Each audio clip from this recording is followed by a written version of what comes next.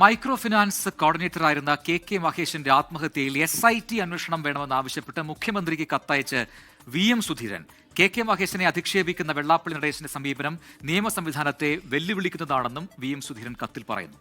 SIT അന്വേഷണം വേണമെന്ന ആവശ്യത്തിൽ പ്രതികരിക്കാതെ ആഭ്യന്തരമന്ത്രി രമേശ് ചെന്നിത്തല അലക്സ് റാം മുഹമ്മദ് തിരുവനന്തപുരത്ത് നിന്ന് ചേരുകയാണ് വിശദാംശങ്ങളുമായി. Alex, good evening. VM സുധീരന്റെ ഒരു കത്ത് നിലവിലുണ്ട്. ഈ കത്ത് ഏത് രീതിയിൽ സ്വീകരിക്കപ്പെടും? അല്പസമയം മുമ്പ് ഈ ആഭ്യന്തരമന്ത്രി രമേശ് ചെന്നിത്തലയോട് ഇതുമായി ബന്ധപ്പെട്ട ചില വിശദീകരണം ആരായാൻ ശ്രമിച്ചപ്പോൾ അദ്ദേഹം പ്രതികരിച്ചില്ല എന്നുകൂടിയാണ് മനസ്സിലാക്കുന്നത്.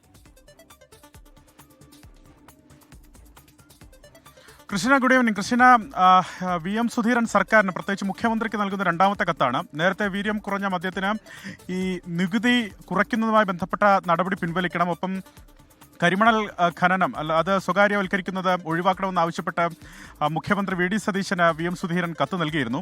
ഇതാ ഇപ്പോൾ അദ്ദേഹം നൽകുന്ന കത്ത് SNDP കണിച്ചിക്കുളങ്ങര സെക്രട്ടറിയും യൂണിറ്റ് സെക്രട്ടറിയും അതുപോലെ മൈക്രോസോഫ്റ്റ് ഫിനാൻസിന്റെ കോർഡിനേറ്ററുമായിരുന്ന കെ മഹേഷിന്റെ ആത്മഹത്യയുമായി ബന്ധപ്പെട്ടാണ് അദ്ദേഹം ഇപ്പോൾ കത്ത് നൽകിയിരിക്കുന്നത്. അതിൽ SIT അന്വേഷണത്തിന് സർക്കാർ SIT അന്വേഷണം പ്രഖ്യാപിക്കണമെന്നാണ് VM സുധീരന്റെ കത്തിലെ പ്രധാനപ്പെട്ട ആവശ്യം. ഇതിൽ അദ്ദേഹം എടുത്തു പറയുന്ന കാര്യം, മഹേഷിന്റെ ആത്മഹത്യ വെള്ളാപ്പള്ളി നടേശന്റെയും കൂട്ടരുടെയും മാനസിക പീഡനത്തിന്റെയും ഭീഷണിയുടെയും ഫലമായെന്ന് അദ്ദേഹം പറയുന്നുണ്ട്.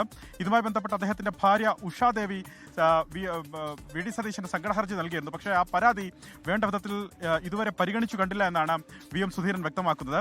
അതിൽ ഫലപ്രദമായ, അതായത് ഒരു മുതിർന്ന ഉദ്യോഗസ്ഥനെ തന്നെ ചുമതലപ്പെടുത്തിക്കൊണ്ട് ഫലപ്രദമായ ഒരു അന്വേഷണം നടത്തണമെന്ന് അദ്ദേഹം വ്യക്തമാക്കുന്നുണ്ട്. രൂക്ഷമായ വിമർശനം മഹേഷിനെതിരെ ഉയർത്തുന്നു എന്നുള്ളതാണ് ഏറ്റവും പ്രധാനപ്പെട്ട കാര്യം. മഹേഷിനെതിരെ വെള്ളാപ്പള്ളി ഇപ്പോഴും അധിക്ഷേപങ്ങൾ തുടരുന്നു. നിയമ സംവിധാനത്തെ വെല്ലുവിളിക്കുന്ന സമീപനമാണ് വെള്ളാപ്പള്ളിയുടേത്. ഒരു നിയമവും തങ്ങൾപ്പള്ളിയുടെ പോക്കെന്നതടക്കം അദ്ദേഹം വിമർശിക്കുന്നുണ്ട്. നിയമവാഴ്ച ഉറപ്പുവരുത്താൻ ഇടപെടൽ ആവശ്യപ്പെടുന്നു. ഒപ്പം ആഭ്യന്തരമന്ത്രിക്ക് കൂടി പകർപ്പ് നൽകിക്കൊണ്ടാണ് അദ്ദേഹം ഈ പരാതി, ഈ കത്ത് നൽകിയിരിക്കുന്നത് എന്നുള്ളതാണ് ഏറ്റവും പ്രധാനപ്പെട്ട കാര്യം. അതിലാണ് ഇപ്പോൾ ആഭ്യന്തരമന്ത്രി പ്രതികരിക്കാതെ കടന്നുപോയിരിക്കുന്നത്.